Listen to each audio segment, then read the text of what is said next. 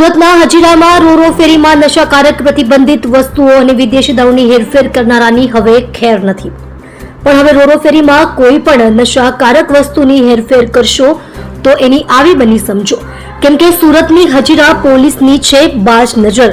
દારૂની હેરફેર કરનારા અને નશાકારક પ્રતિબંધિત વસ્તુની હેરાફેરી કરનારા વિરુદ્ધ લેશે હજીરા પોલીસ કડક પગલાં. રોરો ફેરીમાંથી પ્રોહિબિશનની મોટી માત્રામાં જથ્થો અને કેસ શોધી કાઢતી હજીરા સર્વેલન્સ ટીમ.